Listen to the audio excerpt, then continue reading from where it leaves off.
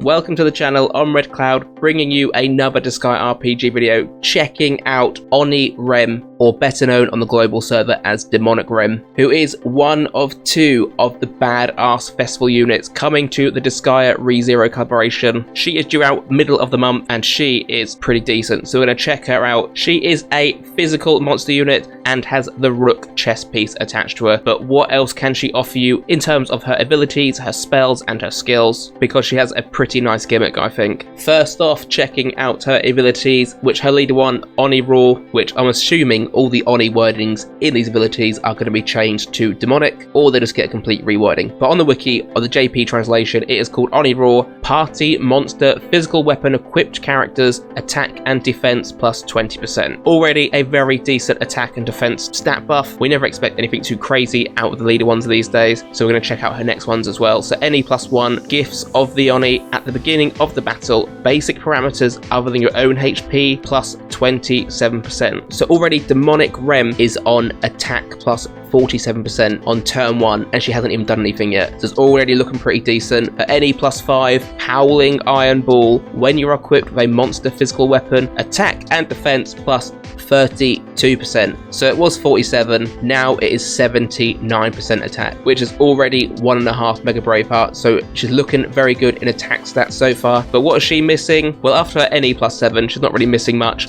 Unstoppable Slaughter at the beginning of the turn. If you are not full, all damage you do plus 65%. So where it says if you are not full, it just means if her HP is not 100%. Now you might think this is a little bit of a weird thing to say, but this is REM's gimmick. You want her to be under full health, which is very easy to achieve. When we look at her skills, everything will come to light. And we can see that straight away in her first skill, Lunatic Flail Dance. Cheap AoE move, G+ to F damage, but it reduces her health by 5%. So after turn 1, if you do not have one of those healers in a team that heals every turn, then she's already activated that 65% extra damage dealing ability. This does mean though that she is probably missing out on the monster physical team's best support unit at the moment, which is rezero, because she does heal every turn by 20%. Thanks Orimo for reminding me of that one. Her second skill, Power of Oni, a self-buffing and self-hindering move, you might call it, a 20% reduction in her own HP, but it also buffs her attack and defense by 25 up to 45% when it's leveled up enough, which I think 20% is actually quite criminal if you ask me. Yes, she's getting a good attack and defense buff, but 20% is quite a lot. So maybe in some content that rezero and Demonic REM combo can work, but unless she's using this move every turn and taking some damage from the enemy, then she's pretty much going to be at 100% health, I think. And then we get on to her NE +3 move.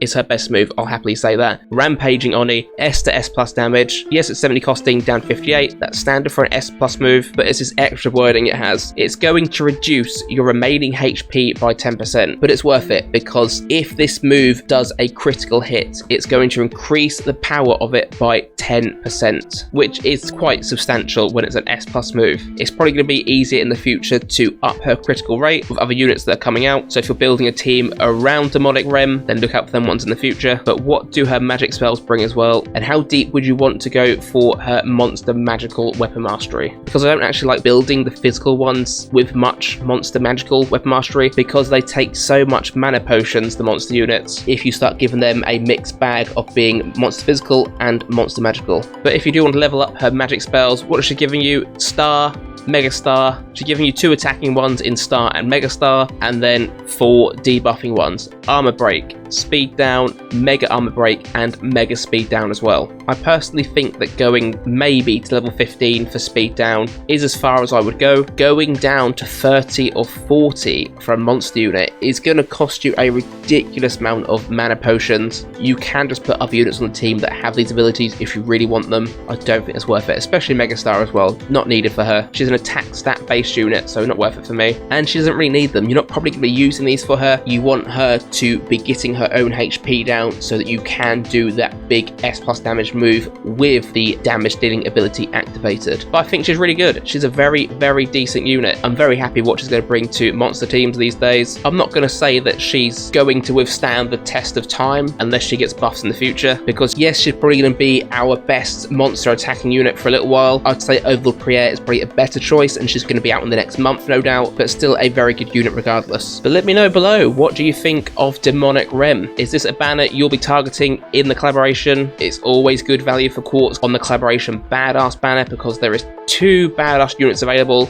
and both are very decent. But as I said, let me know in the comments what your plans are for this unit and for the banner in general, and I hope you enjoyed the video. I will see you again very soon. Bye.